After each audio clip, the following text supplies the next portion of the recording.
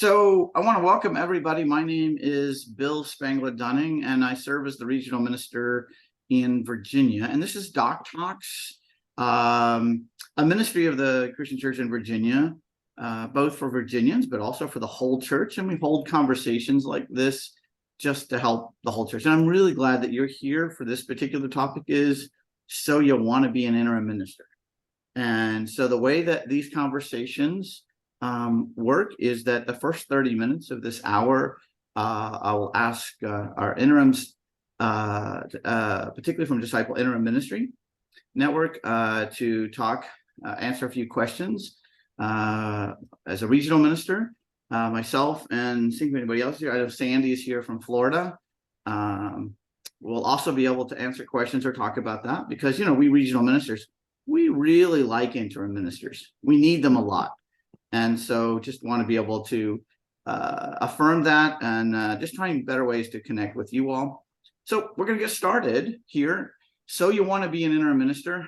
What I want to do first is allow Becky and Scott to introduce themselves and then talk a little bit about disciple interims. And then I'll ask you some in-depth questions about interim ministry. Becky, it looks like you're unmuted. Okay.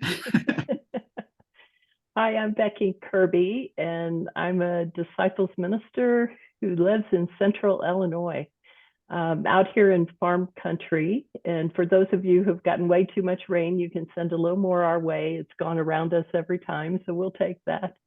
I entered interim ministry in a very practical way. It was a very spiritual calling, but it was also very practical. About 10 years ago, I had served as a settled pastor for many years. And about 10 years ago, I married a farmer.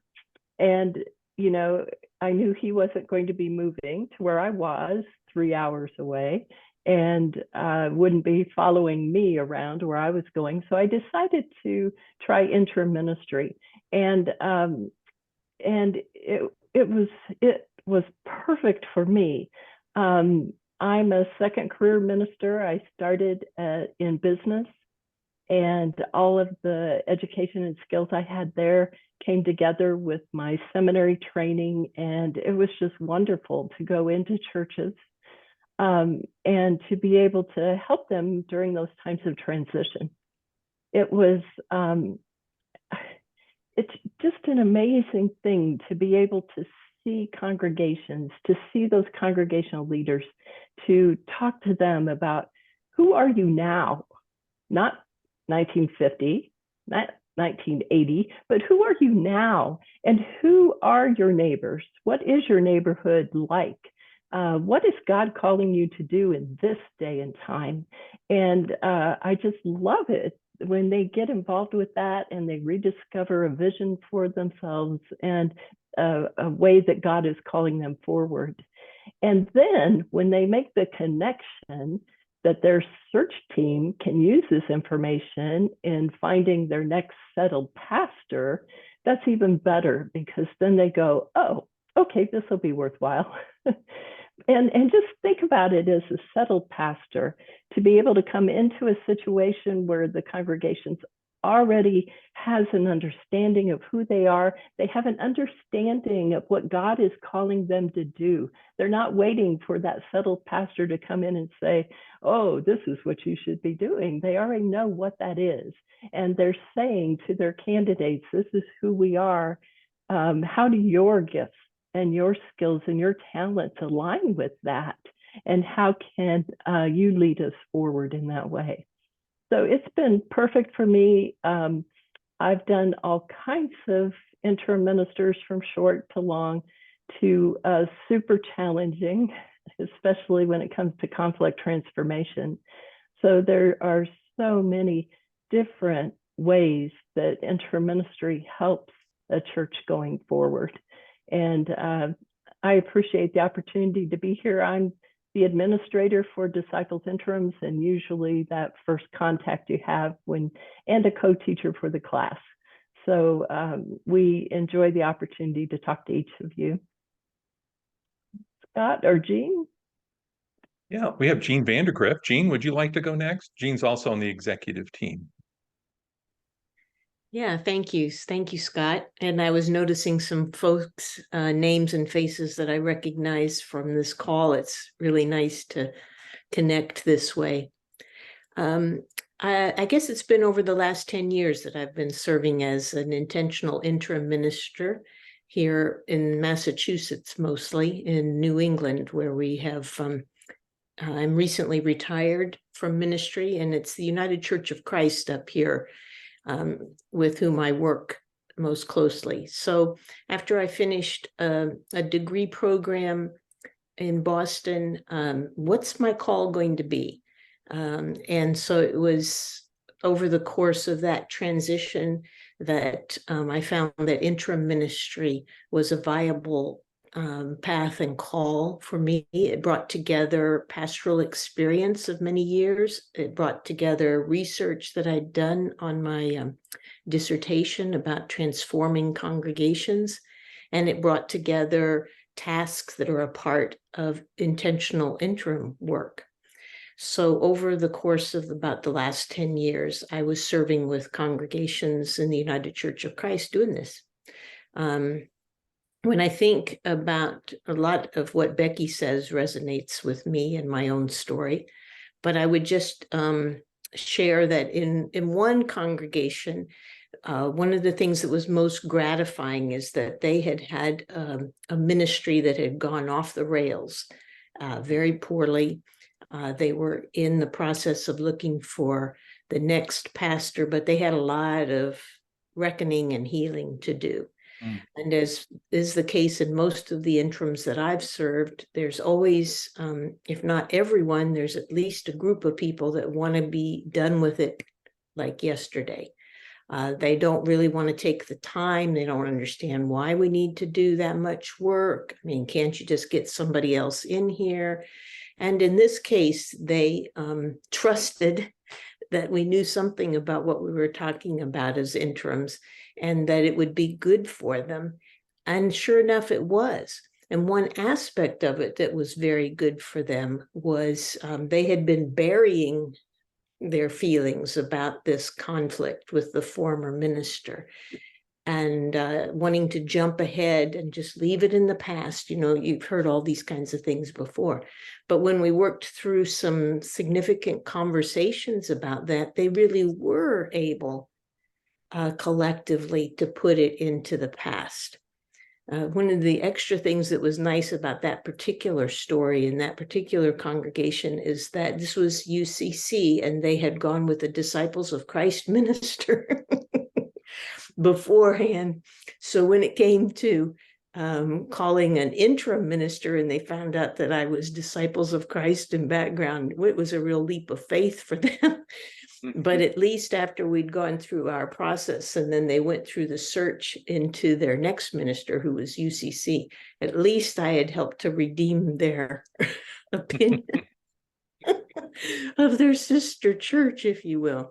So that's just one story of things, and each place is different, each story is different, but there are some themes like these that I've just shared that make it really rewarding to be in that position.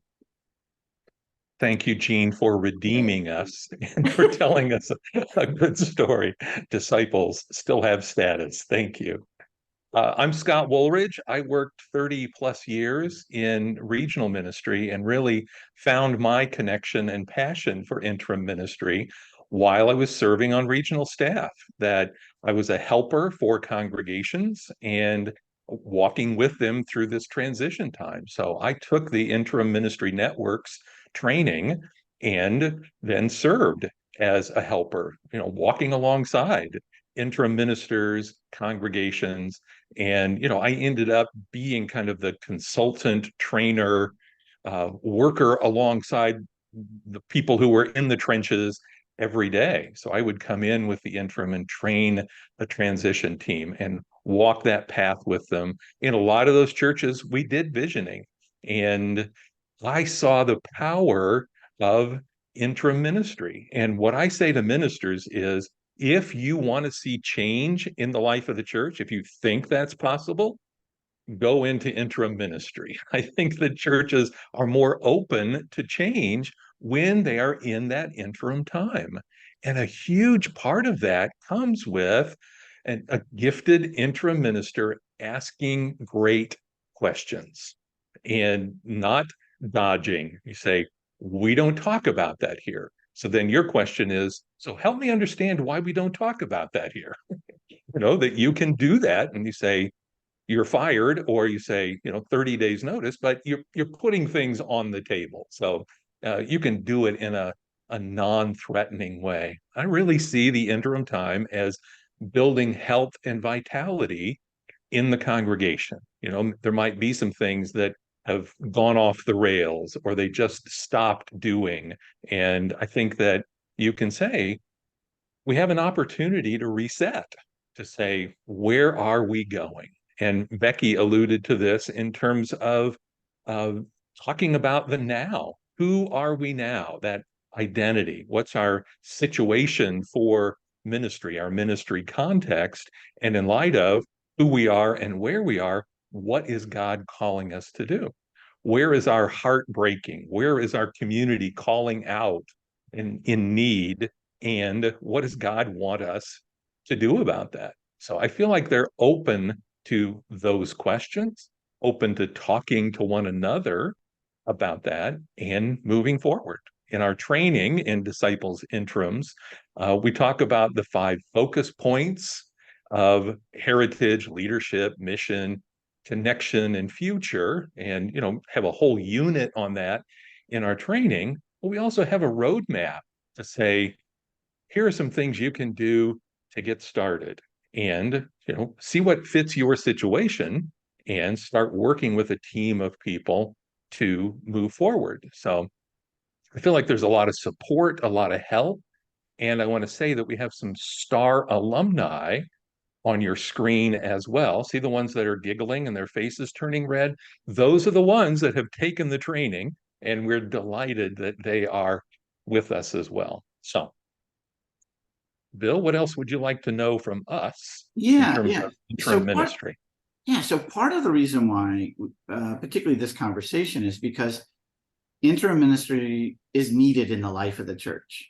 And I just wanted to have a conversation to let people who might find interest in doing this ministry to have a chance to talk about it, learn a little bit more about it, but also make the connection to, the story is, I guess I'll share, is that in the life of the church, several regions have partnered with disciple interims. And that partnership matters because it helps us together as church be able to provide a little more security, I guess, for interim searching. I've had several ministers here in Virginia, both those interested in interim ministry, but just also people who took it just to apply it to the church that they're serving. Mm-hmm. But part of the partnership was made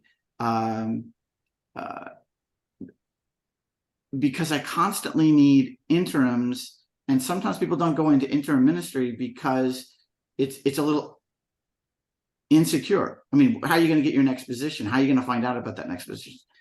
I just want to lift up that partnership has allowed regional ministers to partner and connect it with disciple interims so that we can do a little bit more sharing, so there's a little more security in that.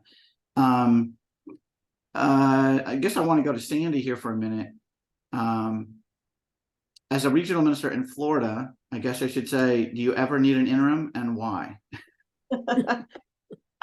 I actually could use 2 right now.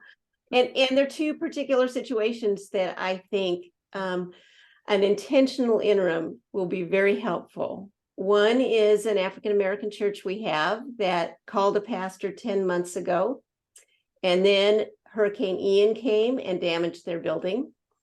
And then the pastor passed away suddenly 2 weeks ago. They have strong leadership. They're a resilient congregation, but they're kind of feeling like they're in the middle of a storm.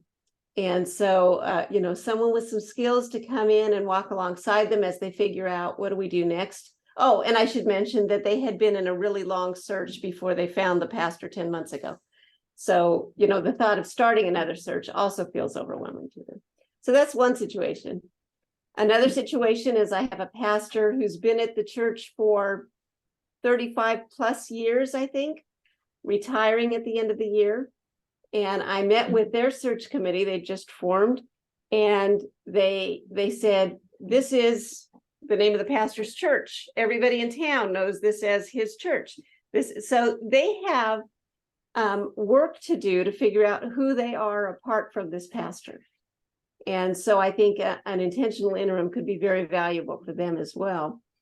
But I also think we're still struggling with the fear that congregations have of an interim time is just treading water, and we can't afford to do that because, we need to keep going. We don't have time for an interim. And so to be able to show them that the interim time is not a time of treading water, but a time of creative growth, of transformation, of imagining and grieving what is no more, can be so valuable and set them up for their next settled pastor. So yes, there is a great need for interims in Florida. And what I would add to that as regional minister for Virginia is because of my partnership, whenever I have an interim need, I will reach out to disciple interims.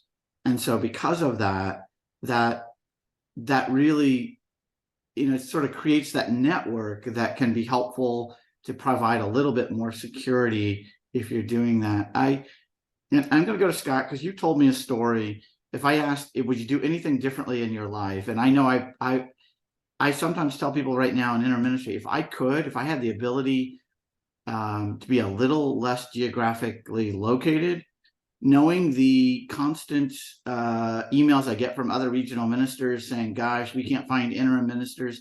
If there was someone would do this as their career, and have the ability to travel, Richie Sanchez out in Pacific Southwest, he had one out in Hawaii. I don't know that I would have gone, but my gosh, I think I would have embraced that ministry earlier in my life. And Scott, you might have a story like that. Could you maybe Yes. Yeah. And, I said in my last 10 years or so of regional church ministry, I want to serve as an interim minister in a local congregation before I retire. So at the end of 2020, I retired from regional church ministry, thank God for the pension fund, and moved to a full-time interim situation for 2 years. And as I was in that 2-year interim, I thought, I loved regional ministry. I wish that I had gone into interim ministry 10 years earlier. And I am convinced that if someone is willing to geographically locate, that there will always be work for you, that the opportunities are just amazing, and that you would have an opportunity to serve some of the largest, best congregations. You would have an opportunity to serve some of the congregations that are in the greatest need, like Sandy was talking about, the church that's struggling, a church that's in grief. The minister in my daughter's church died fairly suddenly this week. And there's part of my heart that says, I wish I could be there for them. I would love to be their interim as they walk through this grief time. I had a similar experience with the pastor of my home church back in '96. How do you walk a path to return that congregation to more vitality in ministry, but give them the time to grieve? It's almost like you need a chaplain and a therapist for that congregation. If you have those gifts and you have the interim ministry training, that would be a great niche for you to serve. If you've got other gifts and skills, if you want to help a church revitalize, that can happen in an interim time. Where I served, the church had kind of run down. They'd gone from 150 in worship down to 40 in worship under their previous pastor's leadership. And they were wondering, should we even keep the doors open? And we were just a few months into the interim time, and they said, we've got this. We've got a good minister as a partner. We've got a vision for the future. We know God is not done with us yet.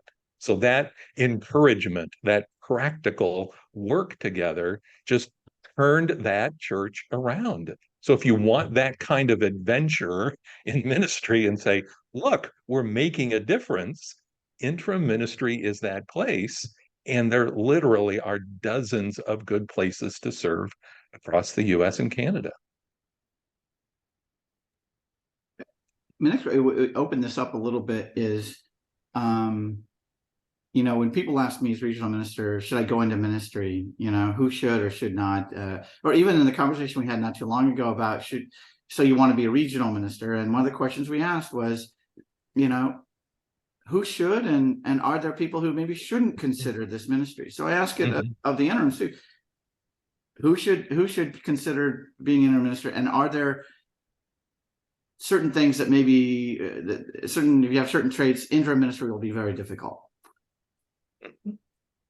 I'm not I'll asking. let others unmute for that. Okay. You don't have to point to people on the screen or anything like that they shouldn't, but you know. So. That's right.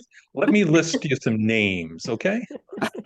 So, which category who are would we like to ask talking that about? question? Go ahead.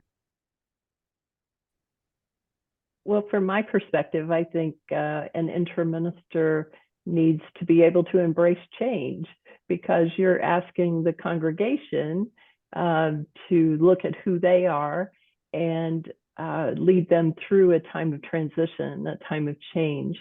So if you don't like change and you always like things the way they are, that might be a little difficult, but you don't have to love change, but be able to embrace it to help your congregation move through that.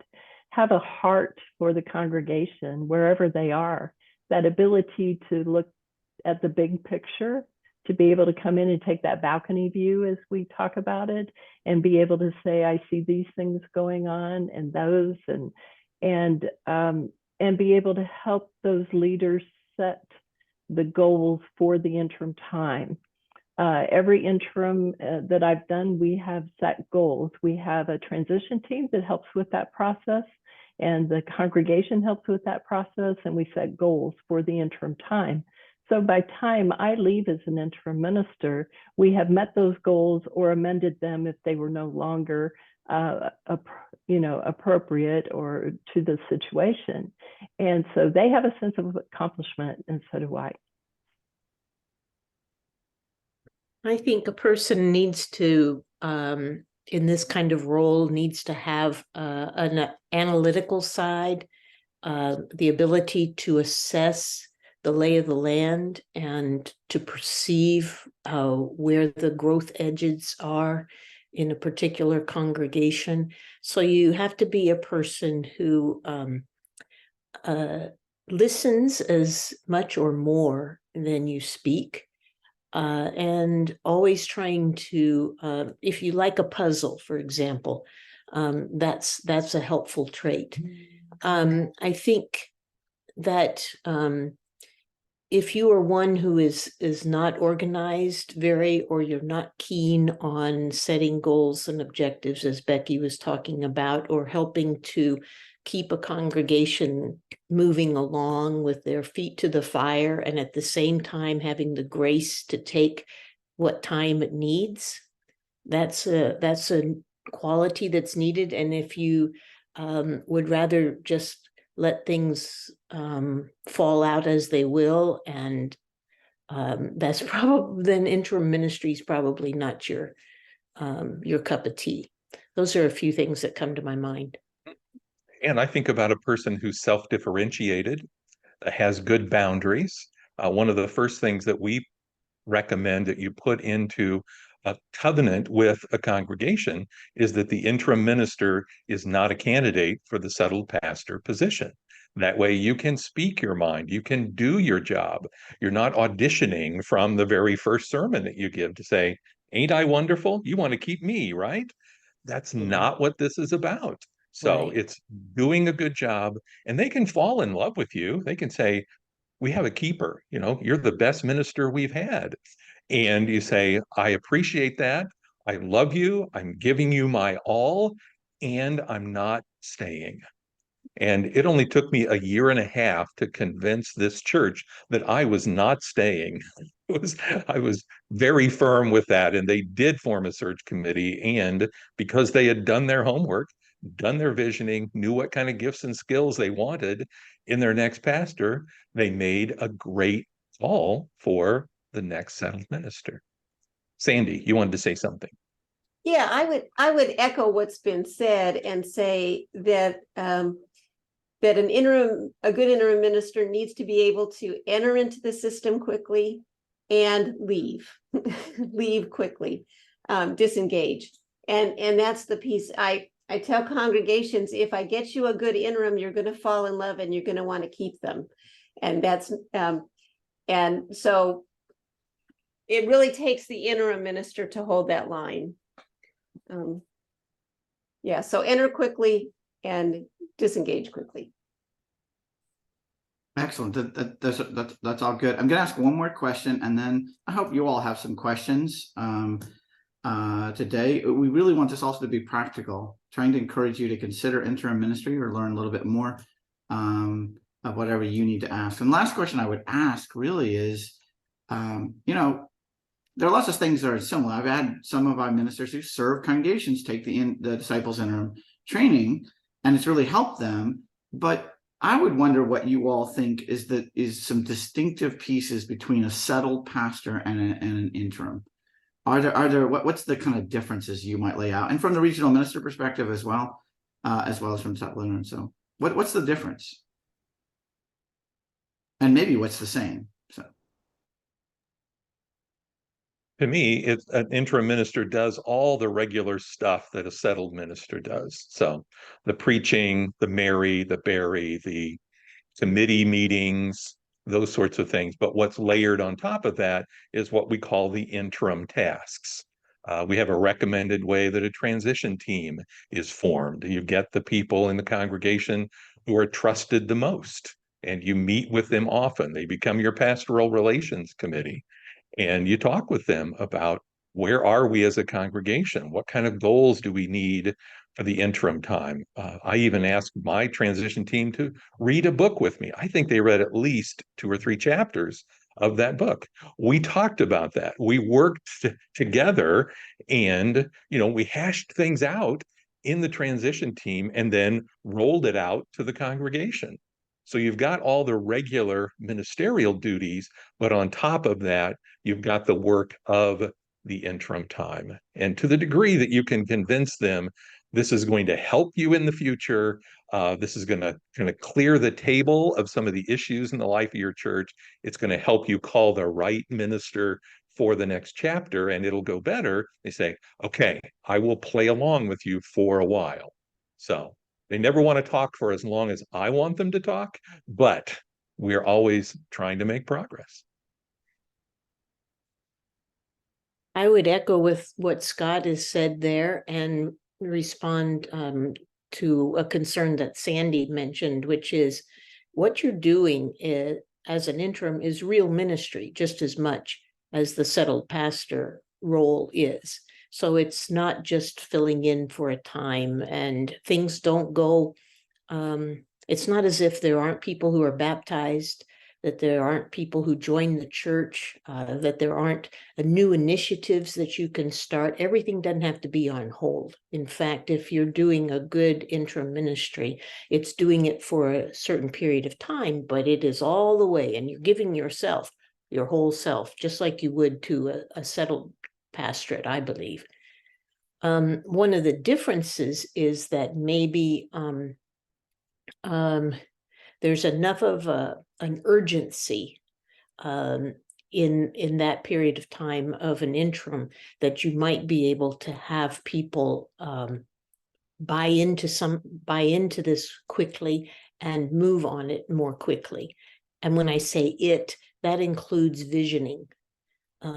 Settled ministers need to do visioning with their congregation too, if it wasn't a part of their interim, if they didn't have an interim, or if they didn't have a prior minister who worked on visioning with them, then both have to do that kind of work.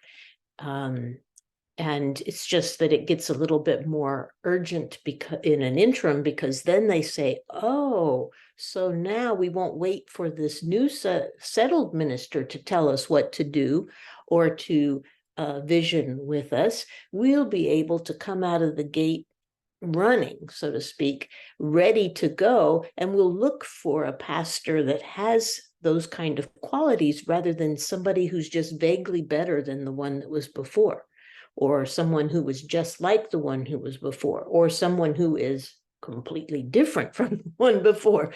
It helps you to avoid unintentional interims where somebody comes in and they're called for, and it lasts for about 2 years. Well, you might as well do the good interim than to have the up and down of that.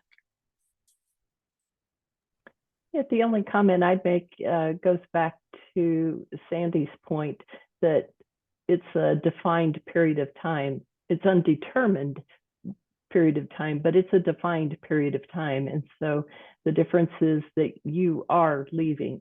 There's no question in that, at least the way we approach interim ministry, that's how we approach it. And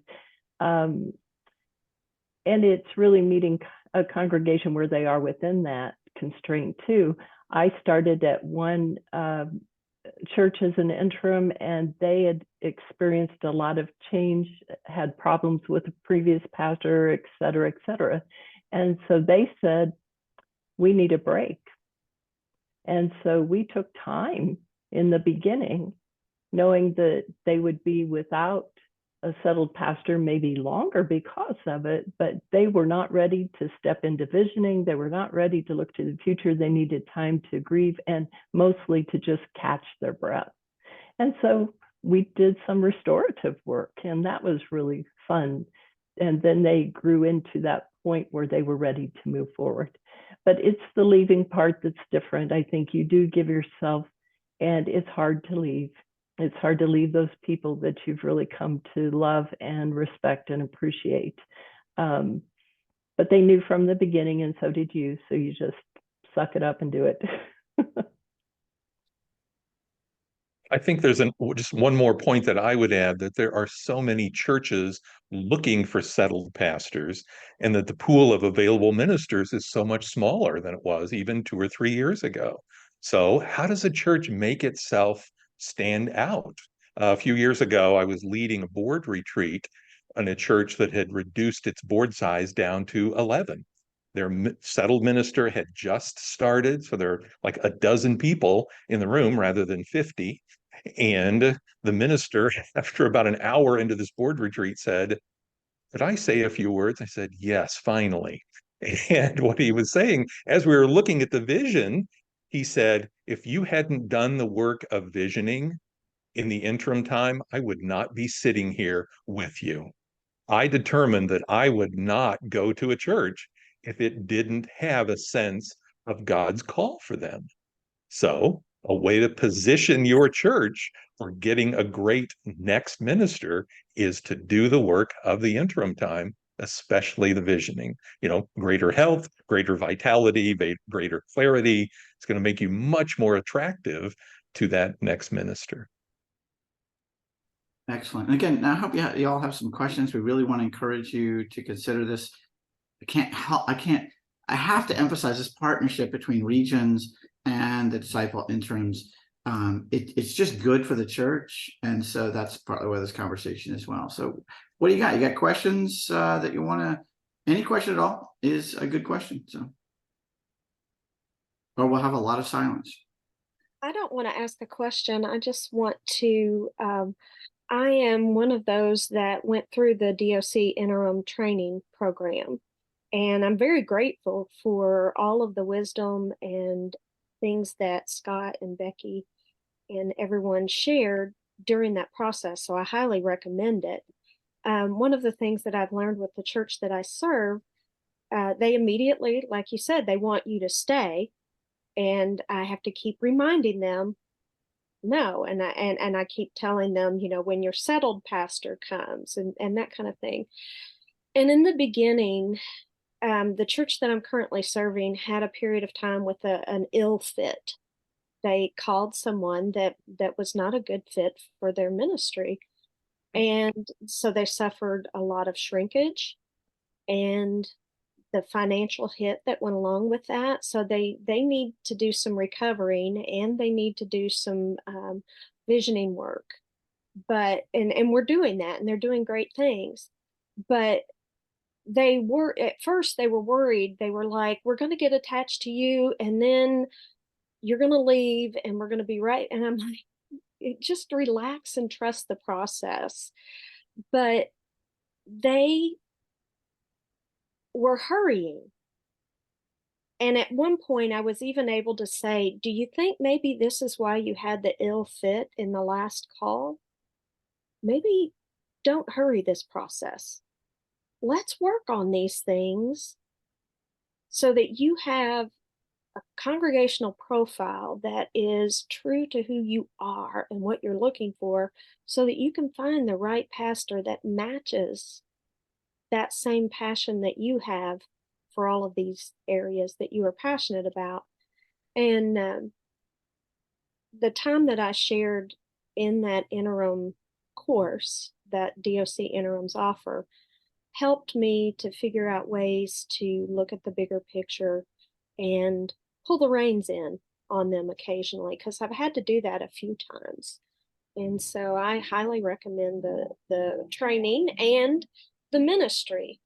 I see myself, when I look at a church that I'm serving, I think to myself, what are the things I wish somebody would say to these people? So like 4th of July, I had a sermon that talked about why your pastors have a hard time with patriotism, because that's the kind of thing a settled pastor has a hard time having a conversation about. And I always remind them, remember, you hired me to say the tough stuff. And they laugh. So I say the tough stuff. And then when it's all over, they say, I never thought of it that way. Thank you. And I hope the next pastor that follows me has an easier time in those kinds of sensitive areas. That's what my goal is to do, is to take care of that stuff so that the next person can just come in and love the people and join in the ministries. Thank you. There was a question in the chat.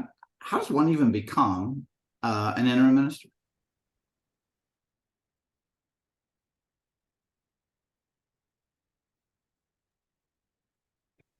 Your regional minister asks you. That's one way. That's one way. That's right. In my case, it was feeling a call to say, this is where the action is. This is where my passions are, and I want to pursue that. So I think it can come a number of ways. I think, a gifted pastor can be a gifted interim, and, you're just adding a little more to your skill set to help the interim stuff happen. So, we're asking people all the time to discern, is this for you? And we can help with the training, with the connection, with the support all along.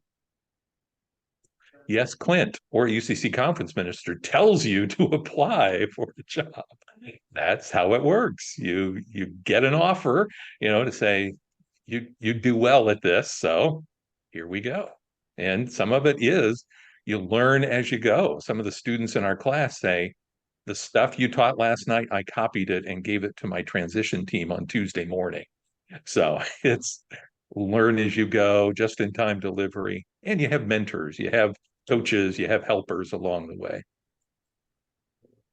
Yeah, and I would just add that, yes, let your regional minister know you're interested.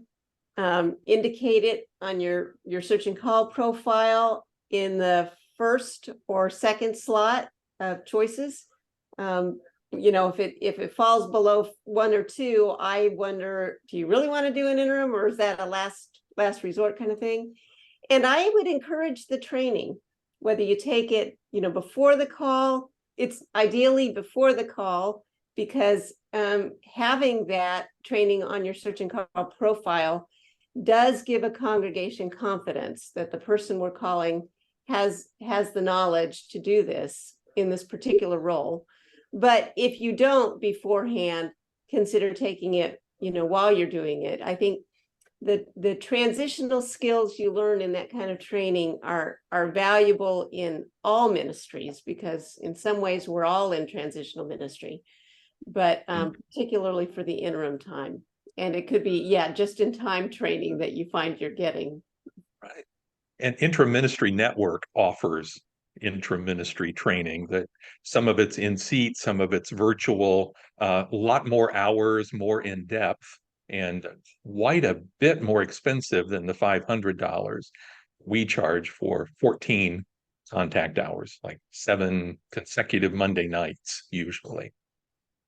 So you get some of the same stuff. I think we do some stuff more in depth than they do. For example, systems theory.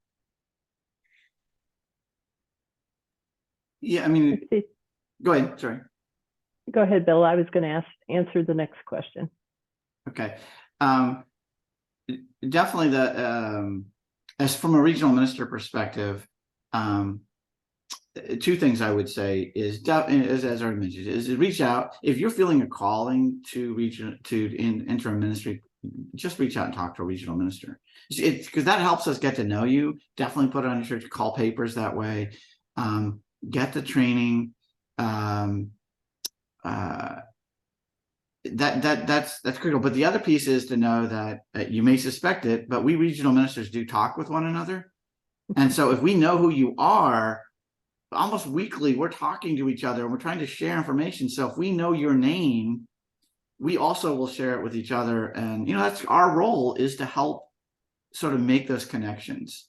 So can't emphasize, you want to be an interim minister, definitely have a conversation with your regional minister. So go ahead, Becky. To that point too, our interim ministry basics class is an application process, not just a registration process. So we invite applications, and then we contact your regional staff for a reference. And we do give, our classes are limited to around 25 people. And we do give priority to anyone who's serving as an interim minister or in search and call for interim ministry over the people who are thinking about it for the future, if we have to make choices. But there's usually room for everyone, and we invite you to be a part of that. I did see Tani's question about the average interim call. That really does vary. I came into one situation that had already had an interim minister for a year, and they moved out of state. And so I came in just for the search process. It ended up just being 3 months. So that was a different type of situation. I've come into other situations who were in high conflict before I came, and so we had extra work to do, or the other church that just wanted to take time to wait. So most of mine have been around 1.5 to 2 years. So the shortest for me is 3 months. The longest is just over 2 years. Most of them are right around that 1.5 to 2 years. And that's what I tell them going in, so they understand this is a process. And I would concur with that. I think that the shortest one for me was about 18 months. The longest one was about 2 years and 3 months. And that had COVID as a part of it. So that did what it had to do. But that I have known some interims who've had longer than that, which about a 3-year process was one that I found was pretty long. Another interim minister had that. That becomes more like a designated pastorate. At least that's the UCC term for it, where you have someone who's going to go in for 3 years and work on some significant issues, and then with the idea of making significant changes so that the congregation can decide what their viability and the reality of their future is. So I think that if it's going longer than that, then maybe there's some other dynamics that are holding things up. And as a regional minister, I will tell you, we get suspicious when the interim at 5 years is still there. So Yeah. Well, and I think there comes a point where you no longer have the outside eyes to be able to see things. You've become part of the system to the extent that you can't serve in the interim role anymore in the best way possible. So I think there is a too long for an interim time. But I would concur that what I've probably seen is 12 to 18 to 24 months. I think the shortest I've seen that was really done well was 6 months. And the interim minister came in and said, I have 6 months to give you. And he moved that congregation through the process, and they did a good job and they made a good call. But that was unusual.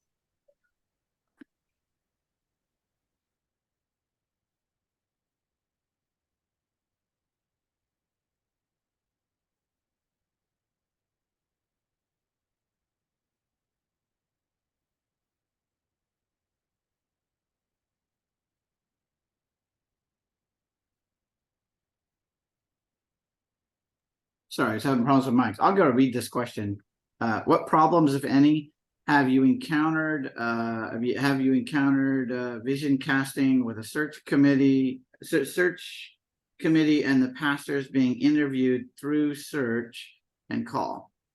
It would seem an extensive process could potentially limit who might be open to saying yes. They may have had some of their own ideas. Has it ever lent itself to congregational rigidity? There's a lot in that question. And we say, thank you, Tawny, for that. Sure. I think the greatest fear of some transition teams when they're thinking about getting ready for the search process is that they've done all this work envisioning. They have a clear sense of who they are as a congregation.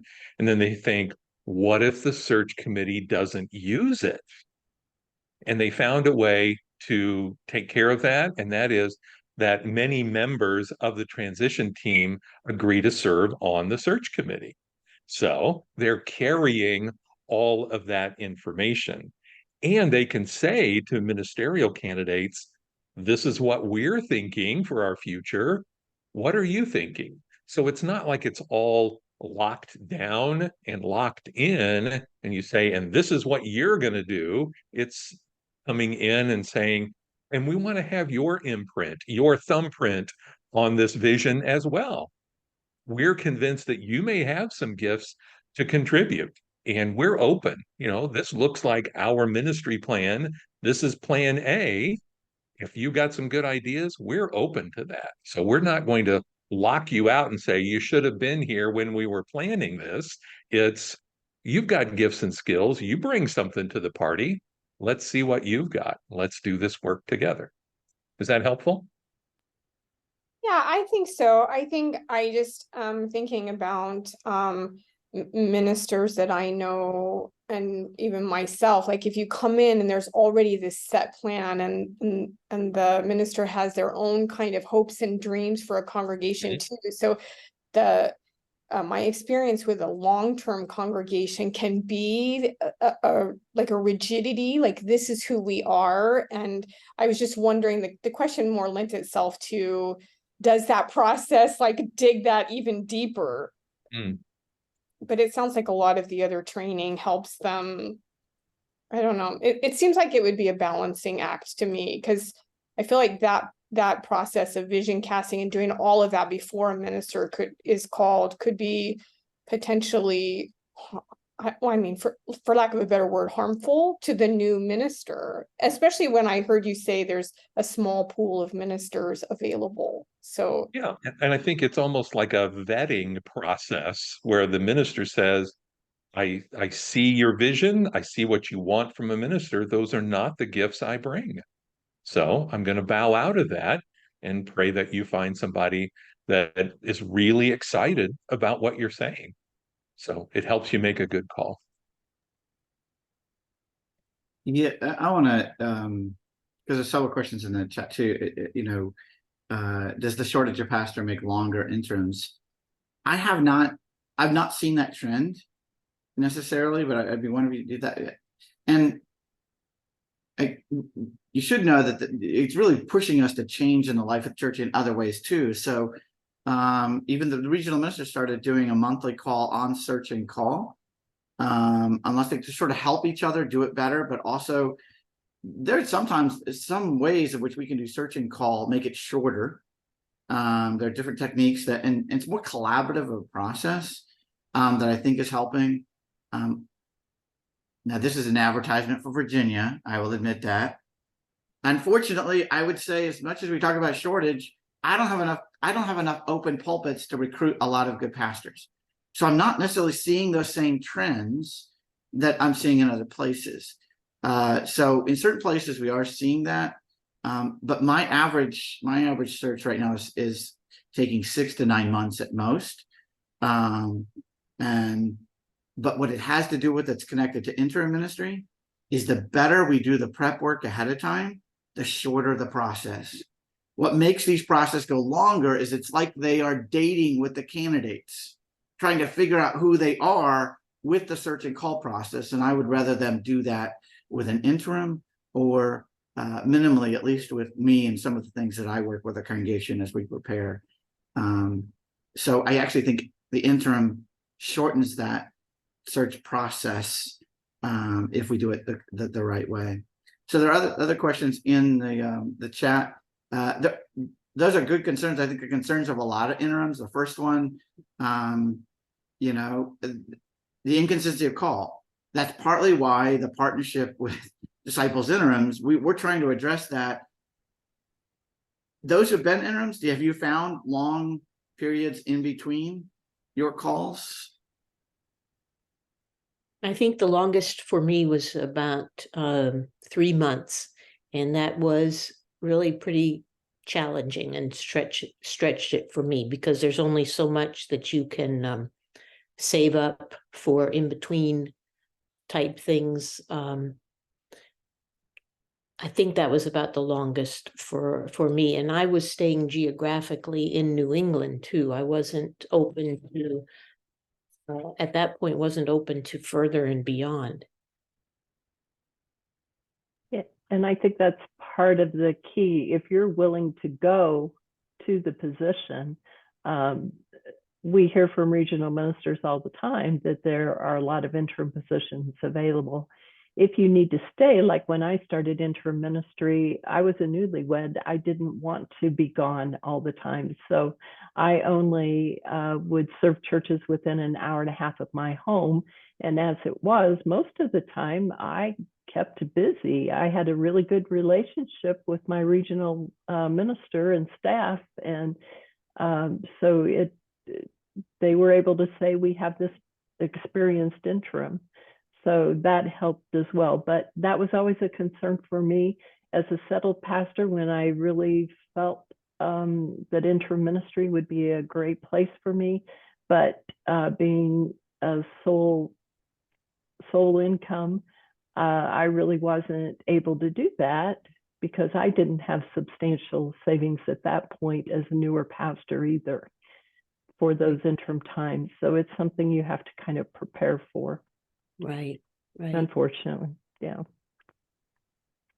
And yeah, to address that issue, again, trying to think of ways that we can do it better. I wish there was a way that somehow together, and I don't know what that would be. I'm thinking Social Security. I'm thinking some way of which, you could pay in a little bit and then draw upon that when in the in-between pieces, because the church so much needs interim ministry. If there was a way we could work with pension fund, I don't know, somebody. Can you and Disciple Interims figure that out for us?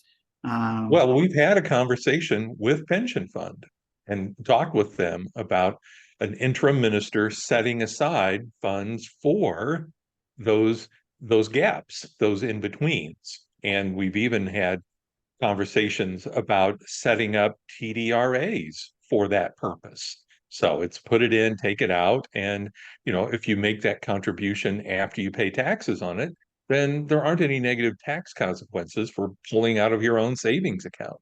So if you can get a salary that's adequate for that set aside, then you can do it.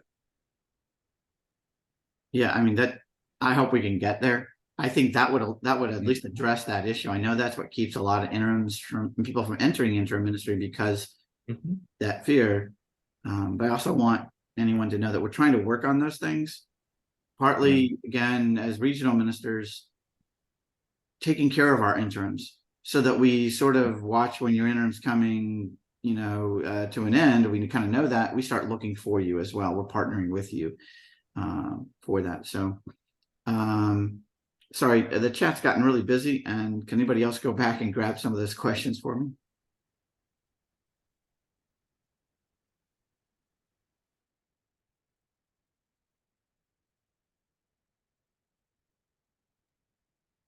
I think Tanya raises the three questions I hear most often, is particularly the gap and the affordability. And I think that's part of my job as regional minister, to be telling the congregation, no, you don't get to pay half of what you were paying the last settled pastor for a full-time interim. And I can give them lots of reasons why they don't get to do that. And I also, I run into, there are interim ministers in the search and call system, but they're not interested in Florida. And so the more geographically mobile you can be, and not everybody can be that, and I get that, but the more you can be, I think the more you can decrease the time between gigs. Because I actually think once I get done with this Florida thing, my hope is really to do some interims. And my husband and I really kind of like the idea of living in different parts of the country for short periods, having to commit to being there forever. But if you see that as an adventure, then I think we just have a real shortage, and I hear it from all the regional ministers. Can I make a comment? Go. I'm serving as an interim in Raymore, Missouri. I know that there are a lot of churches in Missouri that are looking not only for settled pastors, but also for intentional interims and intentional transitional ministers as well. One of the issues that, Sandy, you were talking about, seeing it as an adventure and traveling around and so forth. I was in settled ministry for over 20 some odd years before I was even ordained, because God has a wonderful sense of humor, and in fact sent me back to seminary when I was 65 years old. So my wife and I have a home located about 3 hours from the church where I'm serving right now. And so we've had to seriously talk about, do you travel, Alan, 6 hours a day back and forth every day? And the answer is no. At 70 years old, I'm not doing that. So I'm renting an apartment here. So if your partner is willing to travel with you everywhere, that's one thing. But if, like in my particular case, we've lived in the same home for over 22, 23 years, we're not willing to give up our home. And so my wife is staying there, and I live here in Raymore in a 1-bedroom apartment that reminds me almost of the shotgun apartment that we had when we first got married. So, but it's nice, it's kind of cool. And but then on the other side of that, my wife has been able to see the amount of joy I have being with this congregation here in the metro Kansas City area, and how much I feel that I am being of use to them. There was a couple of things that I heard, and I've been through in fact, Tracy and I were in the same class on the intro to this.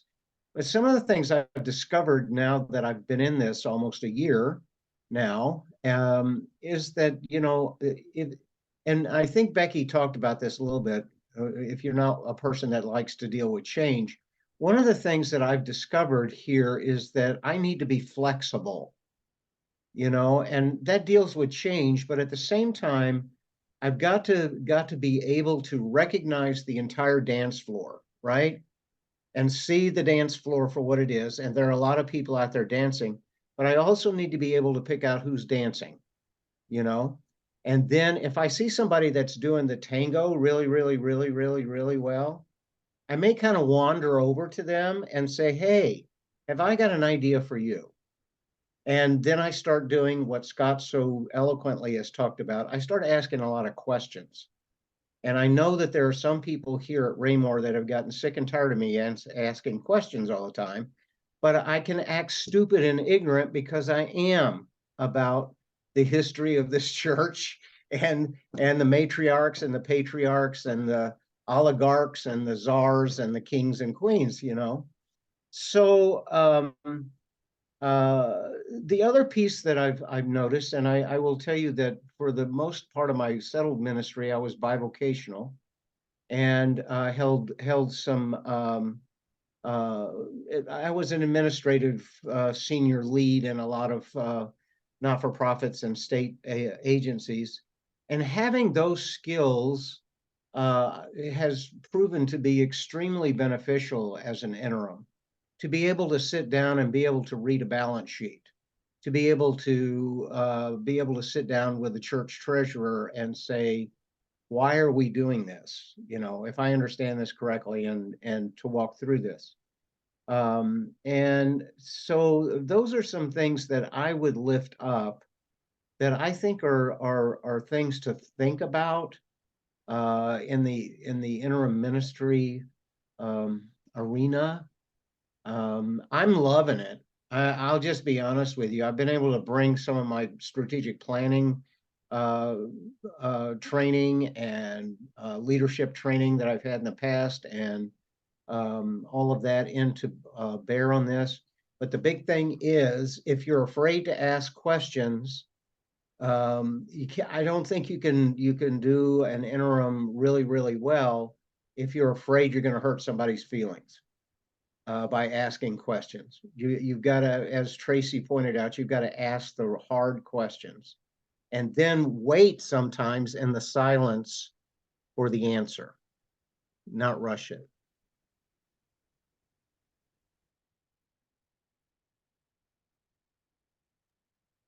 That's all great. You'll notice we're 4 minutes over the hour. This is a great conversation. I'm sure there is more to talk about. But as part of this hour, I hope that we are together as disciple interims and regional ministers trying to make this a more viable ministry, helpful, healthy, and all that. We know the challenges that are in it, but please, if you have a calling, consider it. Take the course coming up, or talk to your regional minister. This is so important for the life of the church. And I'll admit to you a confession at the end of this show today. I have a strong call to interim ministry. Maybe I'll do that before I finish my ministry cycle here. Because there's a lot of things about regional ministry that just lend themselves to interim ministry. And so I'm so excited about that. But I hope that you will consider your call. But blessings on your journey, wherever it leads you. Thank you for stopping in at DOCTALKs today. And thank you, Disciple Interims, for being willing to have a conversation. And thank you to Sandy for jumping in today. So, Thank you, Bill, for hosting us. all right. Yeah, thanks, everybody. Thank you all. Bye.